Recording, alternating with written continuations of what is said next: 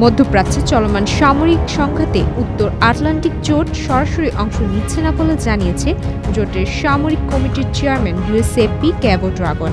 বৃহস্পতিবার ইতালির একটি সংবাদপত্রকে দেওয়া সাক্ষাৎকারে তিনি বলেন, বর্তমান সংঘাতে নেটোর সরাসরি অংশগ্রহণের কোনো সিদ্ধান্ত নেই। এখন ঘরেই হবে বিয়ে বাড়ির পোলাও, যদি থাকে আকিজ এসেনশিয়াল সুগন্ধি চিনি গুঁড়া চাল।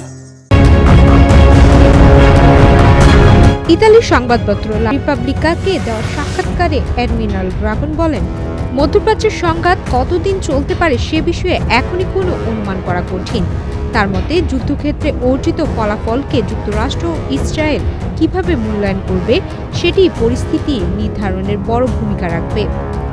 তিনি বলেন, ন্যাটো যেহেতু সরাসরি সামরিক অভিযানে অংশ নিচ্ছে না, তাই তাদের পক্ষে যুদ্ধক্ষেত্রের পরিস্থিতি নিজেদের মতো করে বিশ্লেষণ করা কঠিন। তিনি আরও উল্লেখ করেন, গুরুত্বপূর্ণ সমুদ্রপথ হরমুজ প্রণালীর নিরাপত্তা নিশ্চিত করা অত্যন্ত জটিল হলেও তা সম্ভব। এই প্রণালী দিয়ে বিশ্বের উল্লেখযোগ্য পরিমাণ জ্বালানি পরিবহন হয়, তাই এর নিরাপত্তা আন্তর্জাতিক বাণিজ্য ও জ্বালানি সরবরাহের জন্য অত্যন্ত গুরুত্বপূর্ণ। এর আগে নেটোর মহাসচিব মার্কো রুটেও জানিয়েছে, ইরানের বিরুদ্ধে যুক্তরাষ্ট্র ও ইসরায়েলের সামরিক অভিযানে যোগ দেওয়া কোনো পরিকল্পনা নেই জোটটির। গত ২৮ ফেব্রুয়ারি যুক্তরাষ্ট্র ও ইসরায়েল যৌথভাবে ইরানের বিরুদ্ধে সামরিক অভিযান শুরু করে। এতে রাজধানী তেহরান সহ বিভিন্ন গুরুত্বপূর্ণ শহরে হামলা চালানো হয়। হোয়াইট হাউস দাবি করে, ইরানের ক্ষেপণাস্ত্র ও পারমাণবিক কর্মসূচি থেকে সম্ভাব্য হুমকি মোকাবেলার জন্যই এই অভিযান চালানো হয়েছে। বিভিন্ন প্রতিবেদনে বলা হয়েছে, এই হামলায় ইরানের সর্বোচ্চ নেতা আয়াতুল্লাহ আলী খামেনি সহ কয়েকটি গুরুত্বপূর্ণ নেতা নিহত হয়েছেন।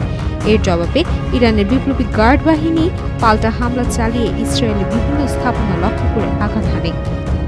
একই সঙ্গে বাহরাইন, জর্ডান, কুয়েত, কাতার, সৌদি আরব ও সংযুক্ত আরব আমিরাতে অবস্থিত মার্কিন সামরিক ঘাঁটিতেও হামলার খবর পাওয়া গেছে। সংঘাতের ফলে মানবিক পরিস্থিতিও ক্রমেই অবনতি হচ্ছে।